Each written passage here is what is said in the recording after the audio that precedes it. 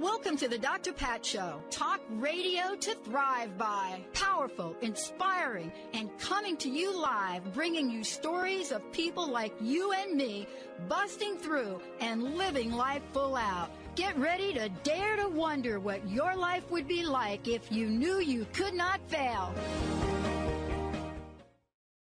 Hi, welcome. This is Dr. John DeMartini. This is one of the most amazing and inspiring shows that you can listen into. If you want to be on the edge of your seats, if you want to open up... Hey, everybody, welcome. It's so great to have all of you tune us in and turn us on. I know we're all coming off of what? The People's Choice Awards, the 2021 People's Choice Awards.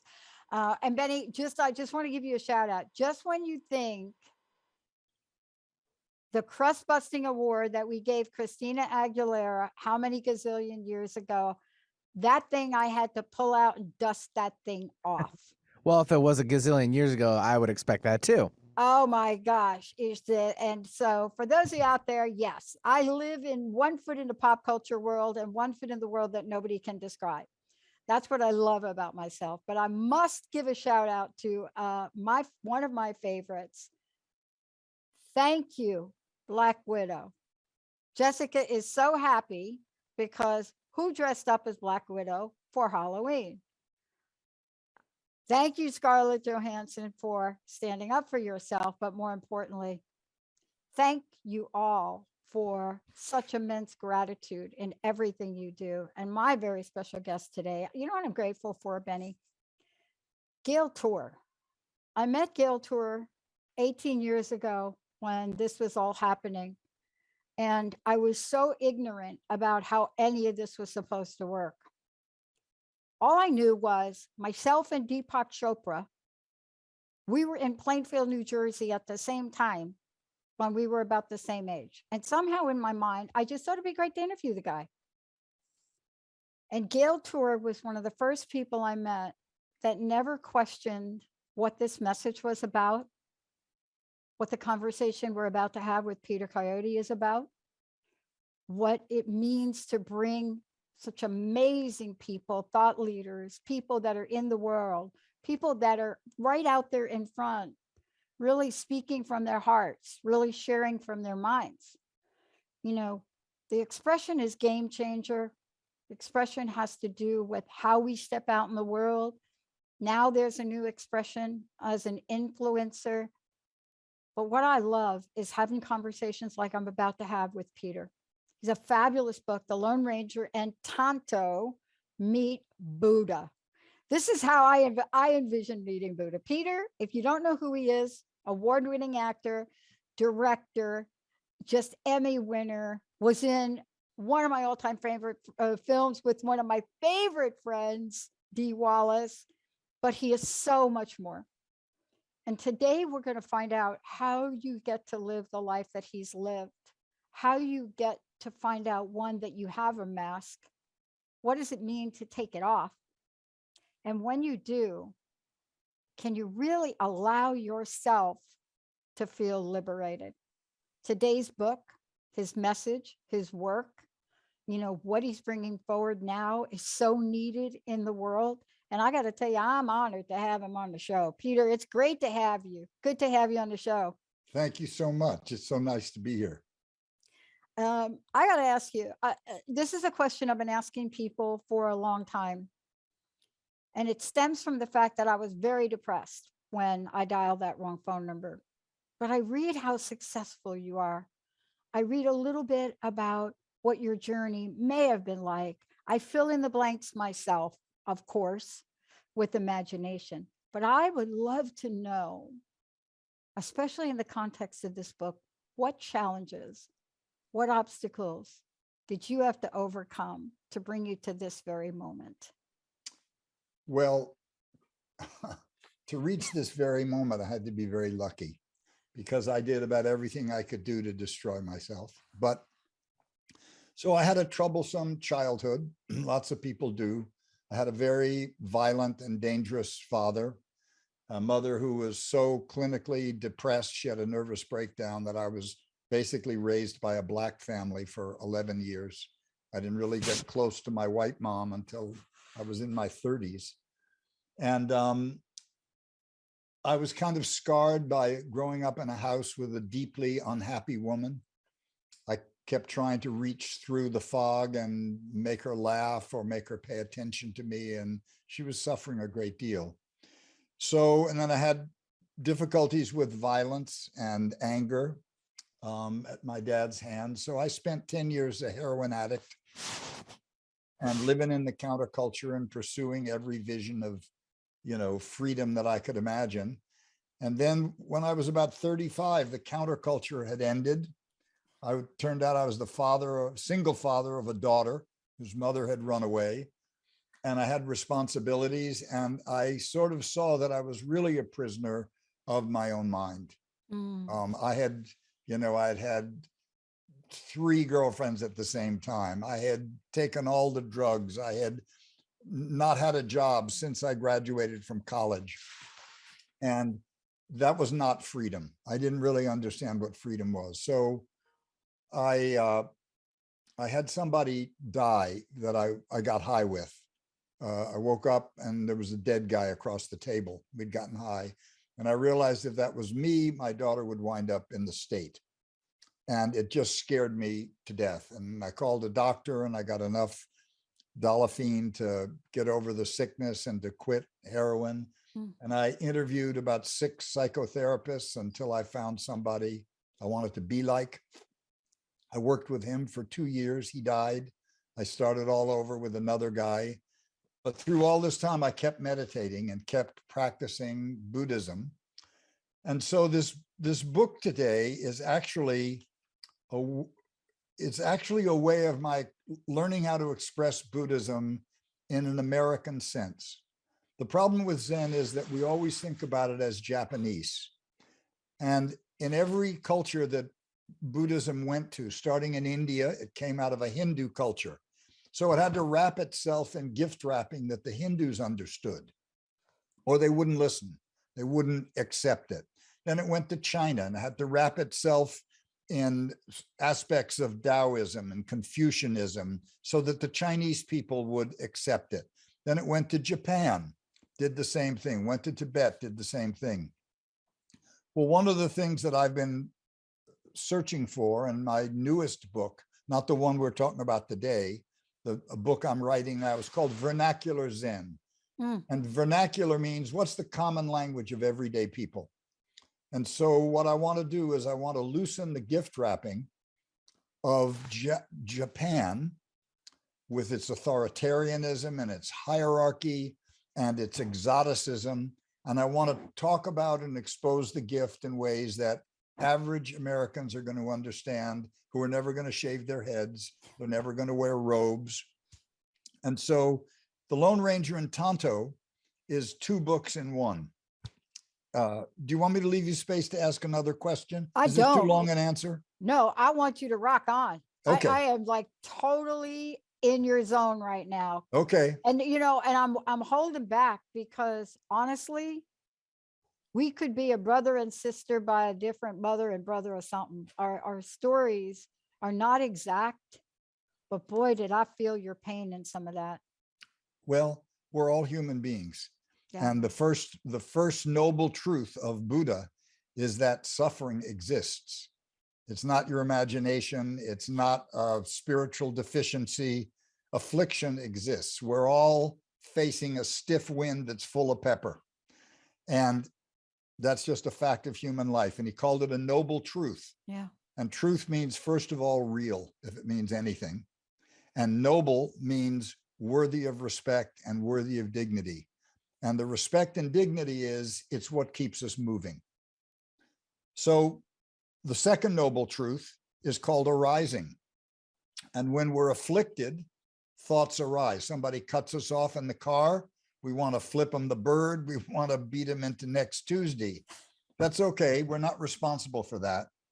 It's what we do with that we're responsible for. So the third noble truth is called Containment Naroda. And it means it's a clay wall around a fire pit. And it stops the fire from getting out and burning down the village. And what you learn from meditating, what you learn from Buddhist philosophy is that all of these things are transient. your thoughts, your impulses, your sensations, and you can learn how to contain them. And if you contain that fire, just the way a motor contains gasoline explosions, you can do good work, which is the Eightfold Path. Yeah. So this book does two things.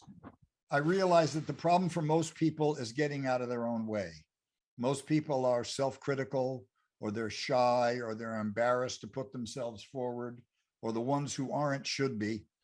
And I realized there were some agreements between acting training and improv training and Buddhist practice.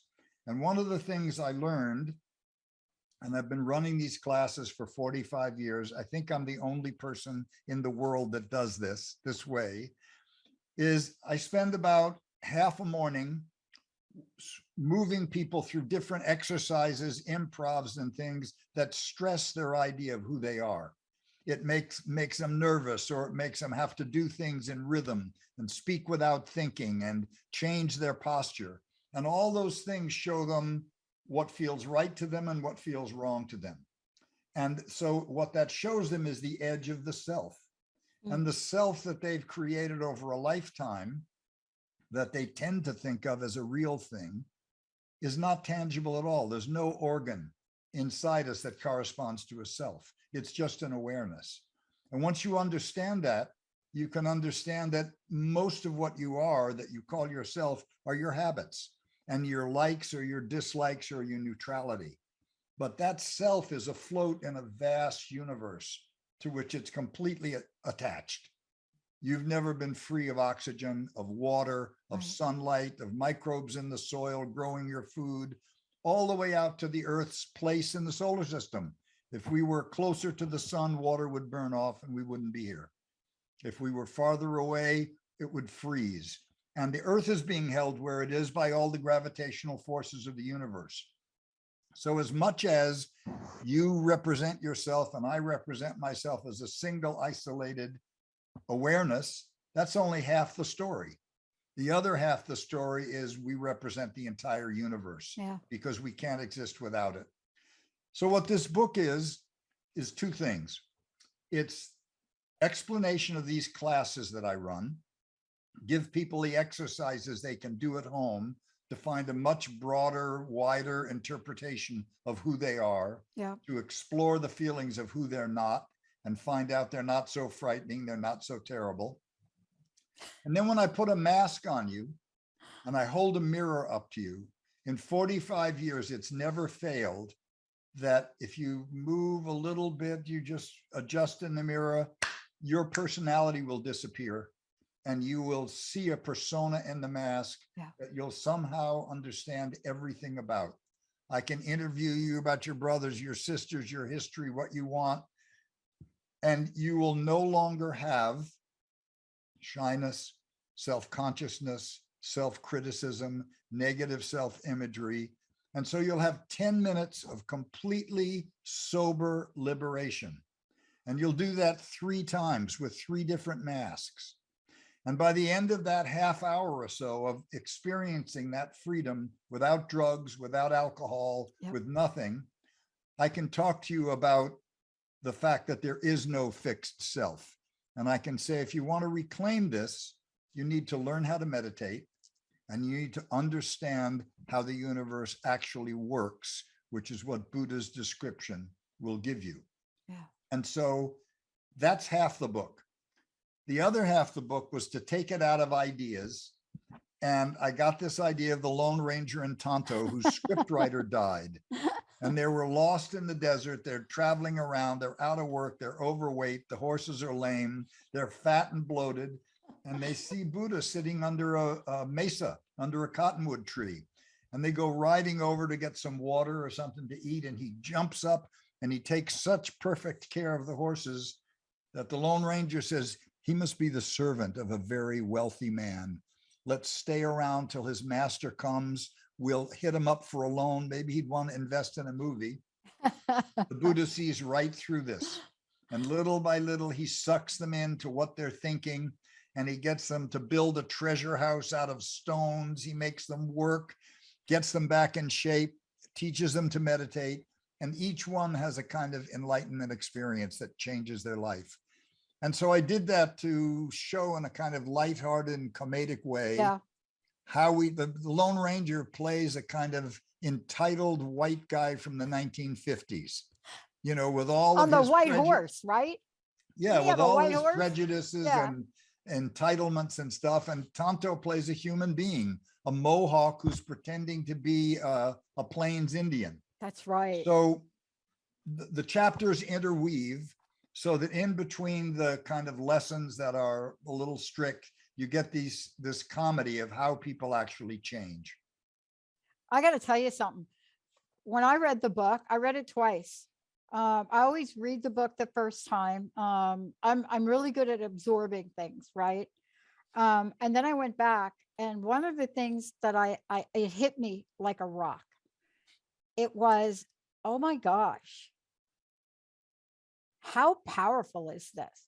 And I thought to myself, Jessica, myself, and Linda, the three amigos, as we've been called, I thought, what if we were to explore this? Now, Jessica will tell you, she's producing the show today. She is the genius behind all of our technology, everything that works right, and our future. She will tell you, if you came into my house today, you would find more masks in this small space. And I've never understood my fascination to them until I read the book. And then I started to think, this is available for everyone. There's not many people teaching it is the problem. Well, that's what I'm asking you. I hope you plan to get out there and do something with this. I actually do. I'm hoping that the book is going to make people, what I need people to do, I can only do this to about 14 people at a time. Okay. In person though, right? Or do you say what? In person? In person, yeah. Yes, of course. Yeah. I've done it online in Zoom. It's not quite as effective, but it's pretty good. It's an 85 or 90%. What I'm hoping is that people will contact me and I can have them assemble a group of 12 to 14 people, and I'll go there. We'll figure out what it'll cost me to go. Really? Yeah. And I'll charge something for my time, and I'll teach this, because if I could travel free and do this for free, I probably would. I teach Buddhism for free. Oh my gosh, I'm already thinking about how to make this happen. Okay. Because believe me, Jessica's listening now. So Jessica's worst nightmare, she shared this with someone that's joining our network, is whenever I walk in and I say, oh my God, I had a great idea. I had a great dream last night. So she's actually hearing this, because let me tell you why I think this is important from my perspective, Peter. And you did such a beautiful job summarizing it. I couldn't have done that way. What I know about what my experience was in going through this and attempting to experiment a little bit, was the idea of a way to deepening the exploration. See, I love that. I loved that. Now, it's almost like I can't wait to get back to it. And I'm going back east. We had a death in the family, and I'm going back east for the holidays. And I'm bringing this with me, because what you are doing, and you're right, I don't know anybody that's doing this. The closest I could think of a person doing something like this was my mentor, who used to take people out in the desert. She passed away very unexpectedly. But the world needs this kind of thing now, see? Because we're not the same, and yet we are the same. Well, let me give you a tool that you and Jessica and your friends can practice. I do this when I teach Zoom classes. Let's do it. So you take your phone, and don't do it right now. Yeah, no. Take your phone and make a funny face and photograph it. All right. And that face is your mask. And look at that face and try to find a voice for it, and try to express that being that's in the mask. And then just walk around in your own house as that person for a little while, and look at how your house looks to you. one of the amazing things is once you get out of your own way, everything is new, like you're a child. Yeah. So for instance, I teach at a voiceover school 4 times a year. I run a master class, and I would run this course in the morning. And then in the afternoon, I would sit with students in the studio while they would read scripts. And the only thing I ask is that they'd never seen the script before. So they would read the script, and they'd been studying voiceovers, and they were pretty good and pretty professional, but neither the boss of the school nor I thought that they were finished. So I let them try it, and then I'd say, okay, I want you to read this in the voice of one of the characters you discovered in The Mask. And they would read it, and it was electrifying. Yeah. It would come completely alive. The entire class would sit up, and it was breathtaking because it was unique. And then I'd say, okay, that's the wrong voice for this ad. You know, you wouldn't use Tony Soprano to sell Rolls Royces, but you've gotten out of your own way. Now read it in your own voice. And whenever they read it in their own voice, all the surprise would be there, all the music, all the everything. Because when they read the first time, they were trying to be good, and they had an idea of good, and they were imitating somebody else. They were not being authentic. And Oscar Wilde said, be yourself, every other role is taken, right? So all I'm teaching people to do is how to get out of their own way so they can get outside of their personality and go into the big reservoir that your spinal telephone is plugged into. And I've been doing this for 45 years, and I've watched people change and change and change and become more confident about who they are, more relaxed, more playful, more improvisatory. And you can get a sense by doing this on your cell phone. And just, you know, try it alone. Just be that person that you saw in the photograph, and just, oh my God, what's this on my desk? Oh my gosh. It'll blow your mind. It is hilarious. I'm so glad you put it that way, because not only is the book that clear about what the power is of doing what's in here, but what you're doing, for me at least, you put this in language that I got.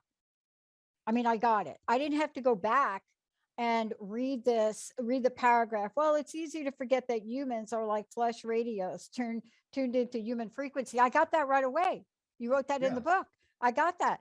And that's what has been so difficult about trying to bring this message forward, you know? Well, so here's the thing, like, people have a lot of crazy ideas, just misinformed. Not me.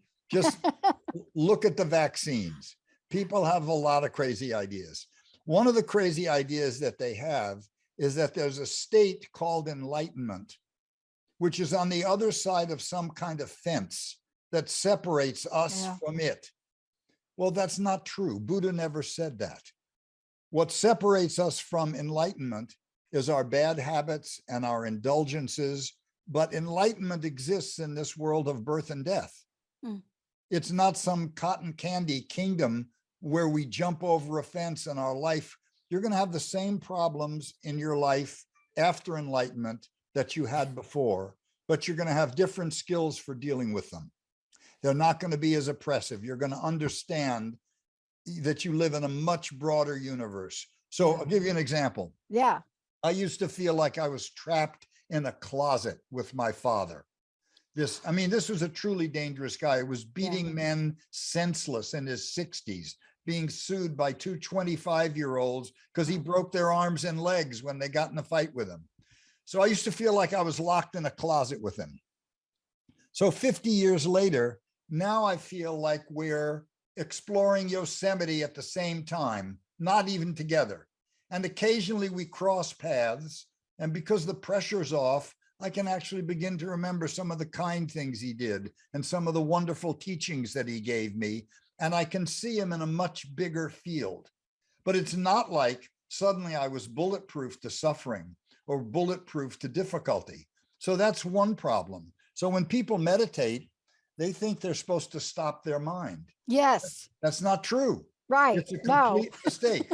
What you're learning when you meditate is how to detach from your thoughts so that your mind can be your mind and just do what it wants. And you're not jerked around left and right by every thought that comes to you.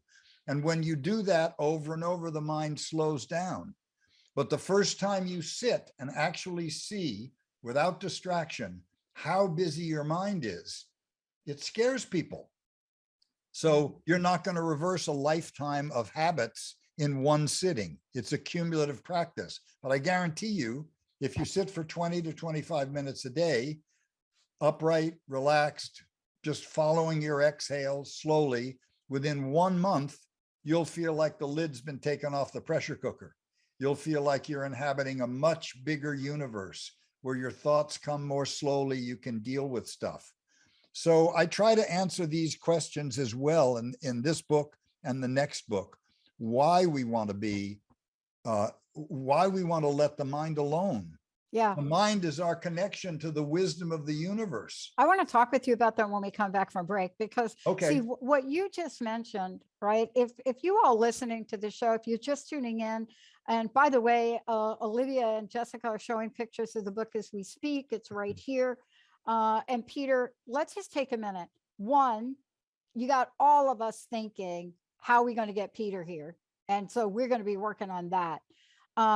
But how do we find out about the book? How do people find out about you? How did they get the book? Because this book, for me, when I think about this and I hear all my friends and listeners call me an email and they talk about, let me just put it in my words, real stuckness. When I'm reading this book, and there was one thing in particular, I went back and I read again, and I said, oh, that's got to be for me.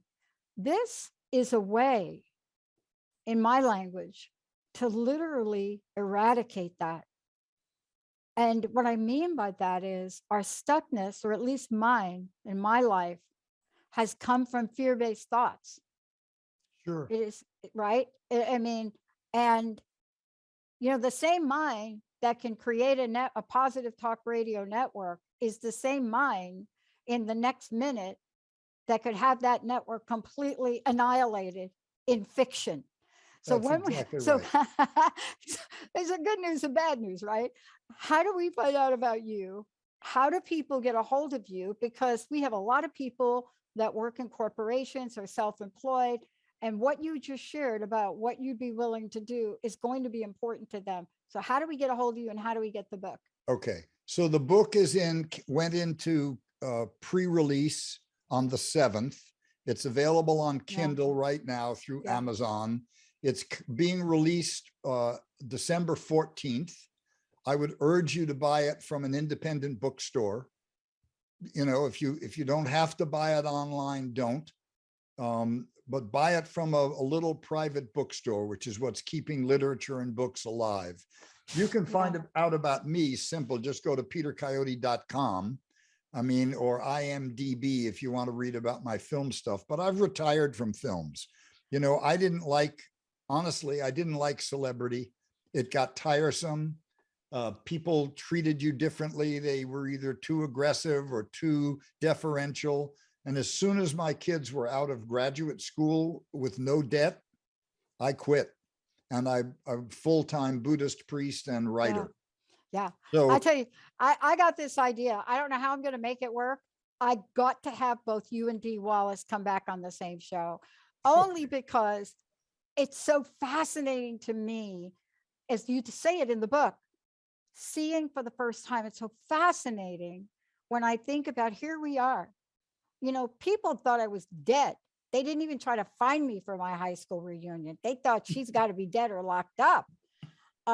And then they Googled me, and it was fascinating.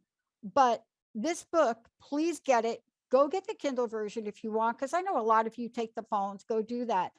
But this is the kind of book, and Peter said it best. I got to talk to Gail Tor. This is a book you want to share. You want to share it with your friends. You want to go through this perhaps and understand how you might step into seeing for the first time with another. But it is a journey, my words, my opinion. You got to be fearless for this when you see in yourself. We're going to take a short break when we come back. you gave me an idea, Pat. Okay. Good. All about right. an online class. You got to do it. I'm going to talk to you and Gail All right. after the show.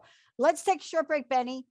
And Benny will tell you how really awful I used to be at voiceovers. He would coach me and I'm doing a voiceover and he'd say, no, you got to say it differently. So I thought that means you got to yell louder. And we spent more time. Or I had to massage it a little bit better for you. It's Oh all my good. God. How many times did we laugh? Plenty. Oh my gosh. Let's take a short break, everybody. When we come back, I'm going to give a copy of the book away because I do have my Kindle version and I really would love for somebody to get this book so that you too could see for the first time. Peter Coyote, I'm Dr. Pat. Short break. We'll be right back, I promise.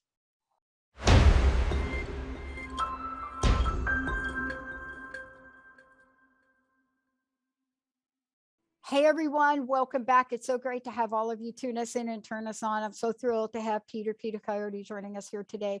Again, I want to remind everybody, see this book right here? Yep, it is The Lone Ranger and Tonto Meet Buddha.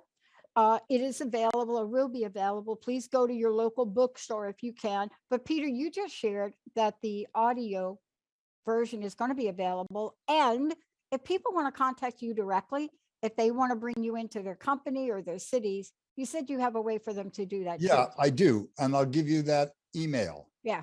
It's SF like San Francisco, Zen, Z-E-N, Coyote at gmail.com.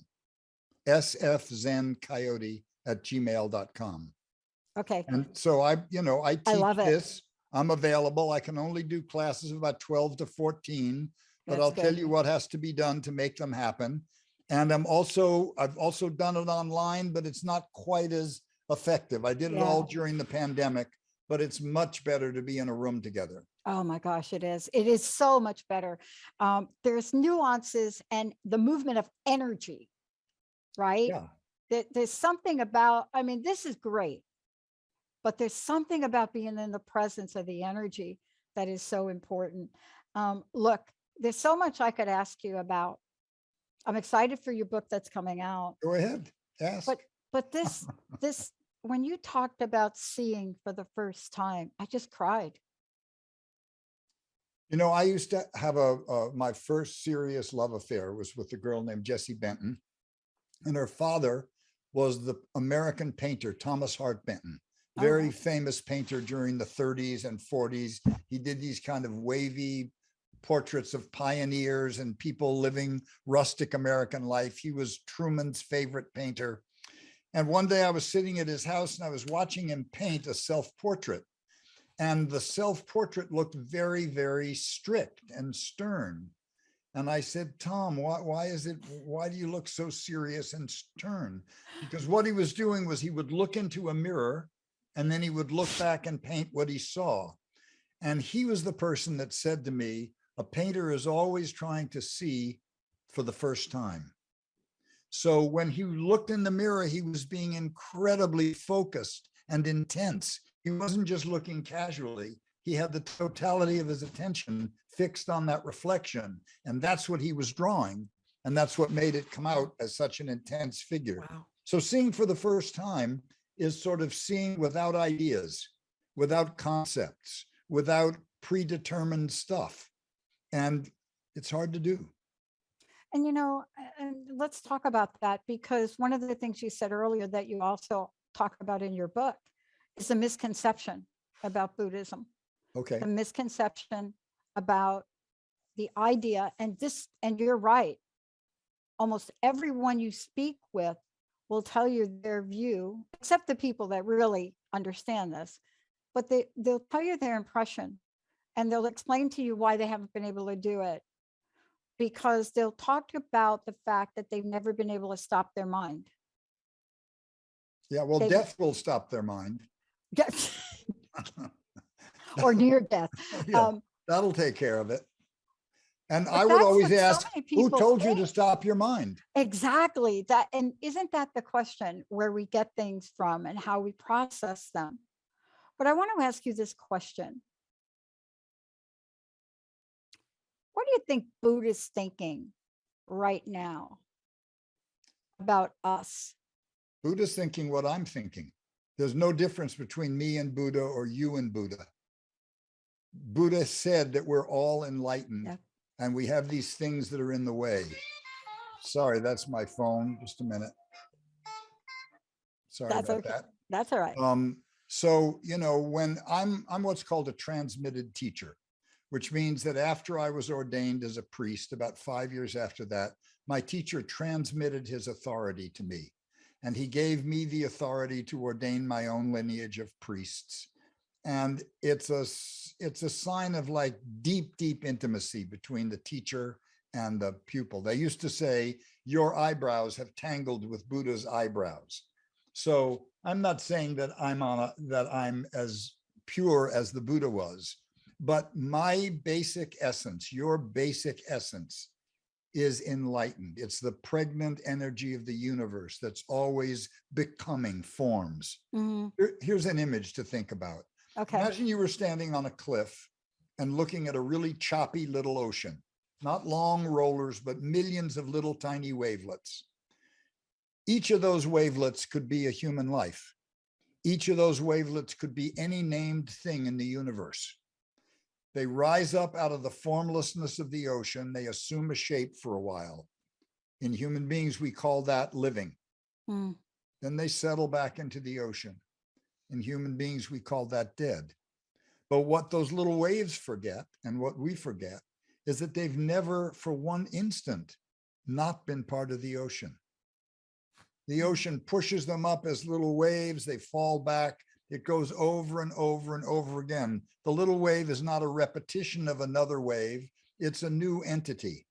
And so in the same way that water and steam and water and ice are the same things, we are the same thing as the essential energy of the universe.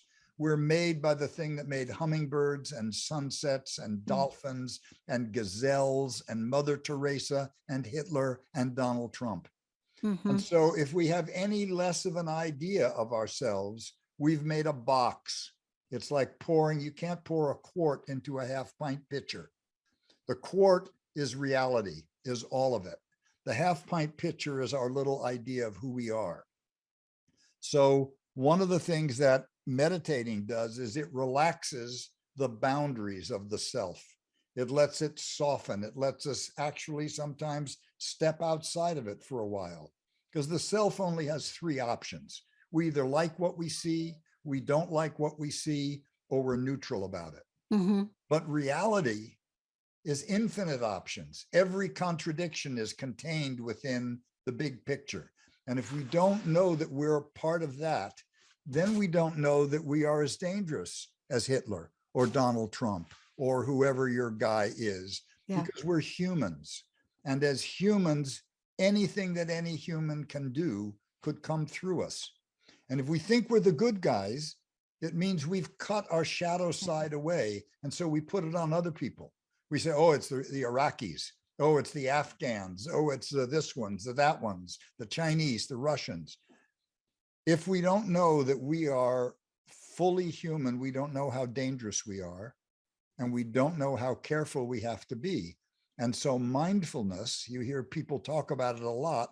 It's not just a process that you can train employees to make better widgets. The point of mindfulness is to monitor what you're thinking and feeling so that negative stuff doesn't get past your teeth or doesn't get into your behavior and your muscles. That's why we're mindful. Yeah.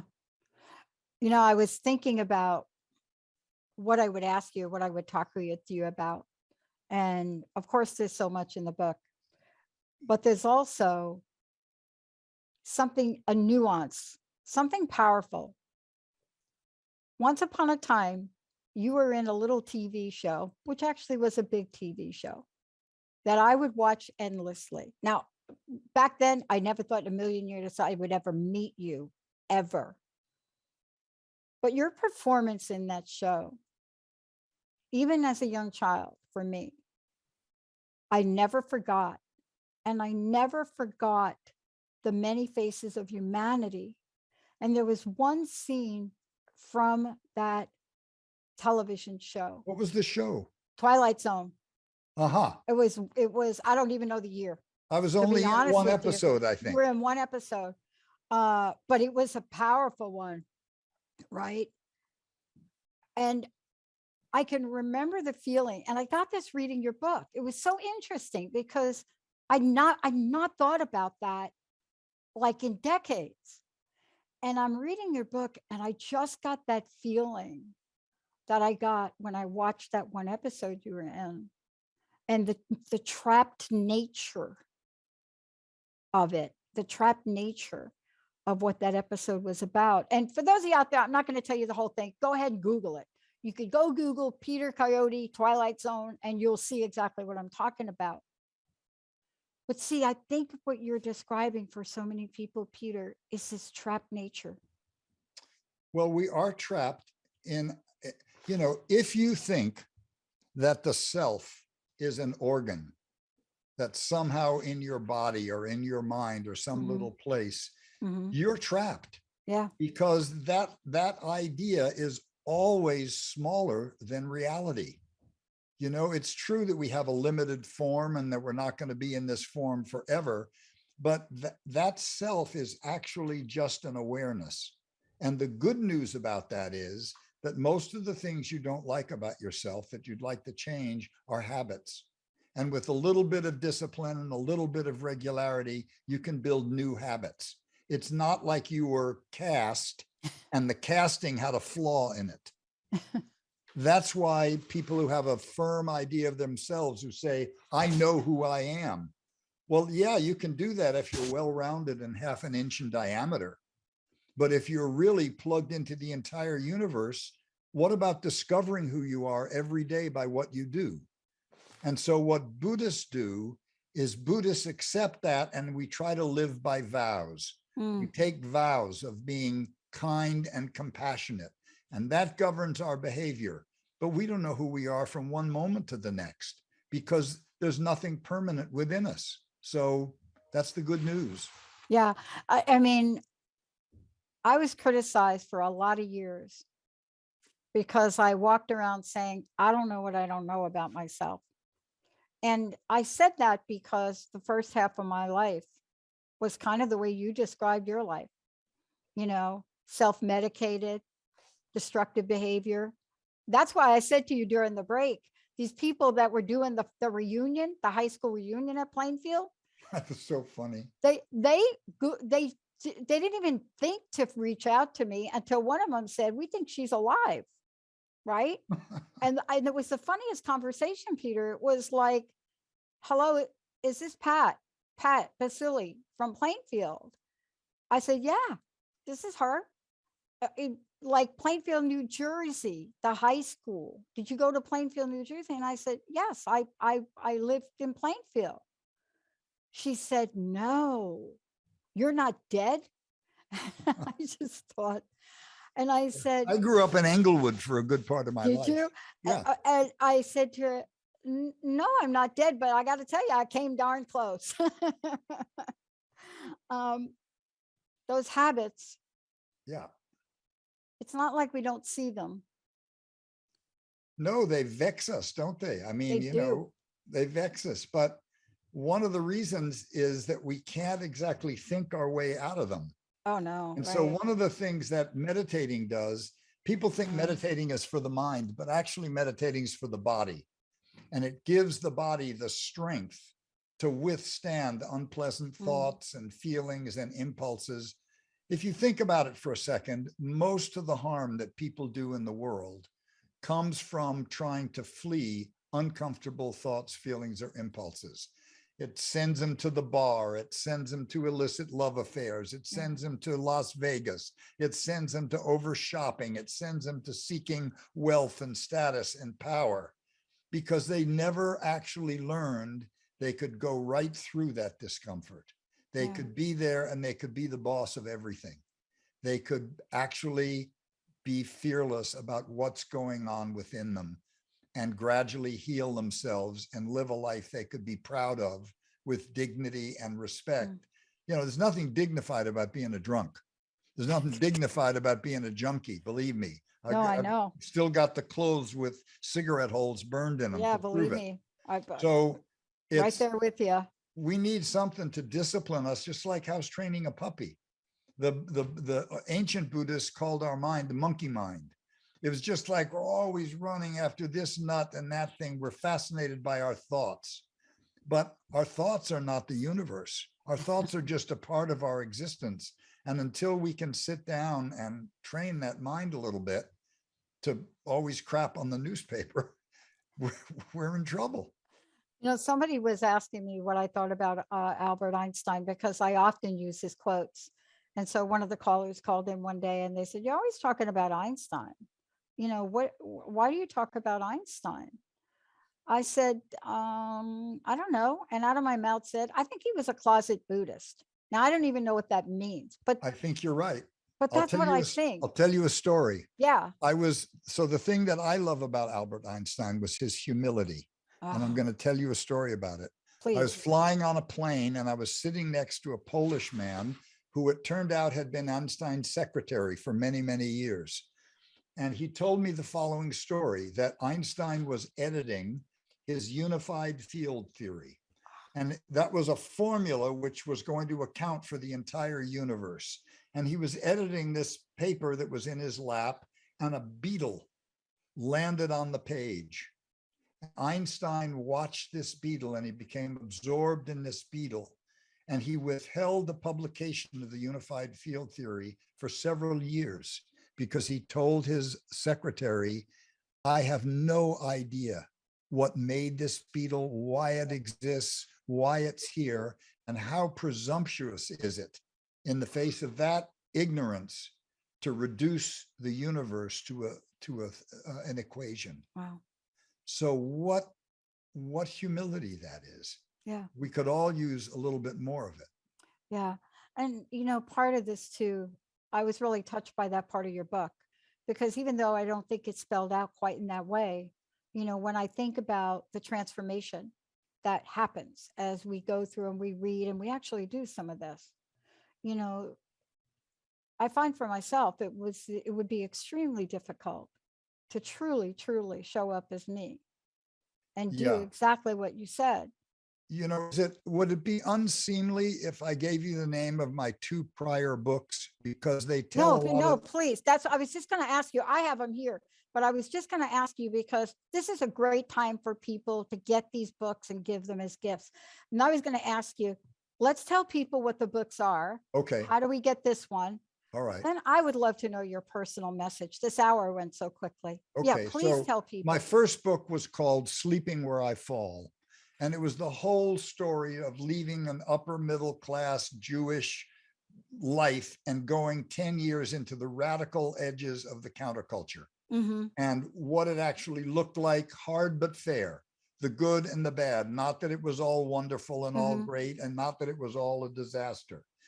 The second book is called The Rain Man's Third Cure. Yeah. And it begins with the understanding that I needed wisdom in my life. And it's a book about mentors and teachers, all the men and women that really turned me around and changed my life.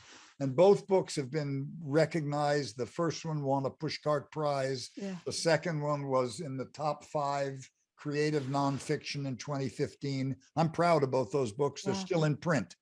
And if you really want to find out what the farthest out edges of the 60s were, read Sleeping Where I Fall. No kidding. If you want to find out about the search for wisdom and mentors, read The Rain Man's Third Cure. And if you want to find out how to get outside yourself, read The Lone Ranger and Tonto Meet Buddha.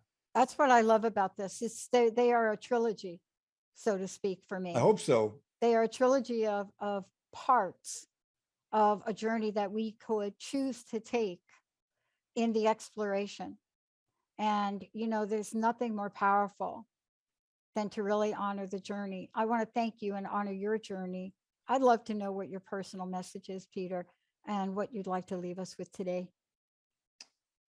Be kind, be patient, be compassionate. Anything can work. Communism could work if you were kind, patient, and compassionate. Capitalism could work if we're kind. I say to people sometime, you know what the problem with Buddhism is? It's got people in it. Right? So we're the problem. And unless we can relax a little bit and soften our ideas and imagine what life is for other people, we're never going to be able to talk to one another and live with, if we don't live with each other, who are we going to live with? No, So that's right. I'd say practice kindness, practice compassion, and practice patience. Yeah.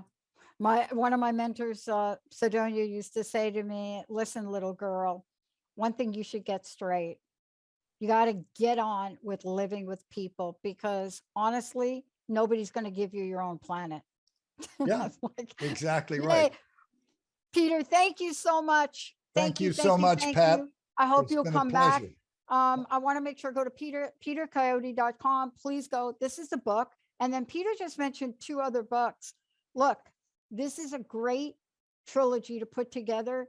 This is going to be wonderful to be able to gift somebody to pay it forward. The other Peter, 2 are on audiobook. You can find them all, everything. You can find them all on Amazon, but yeah, I prefer that you buy them from small independent bookstores. I know, we still try to do that. But I ain't the boss. I'm Dr. Pat. Gail Tor, thank you, Gail. Thank you. And Thanks, we Pat. will be talking to all of you all about how we can make this event with Peter happen. Let's take a short break, everybody. We'll be right back.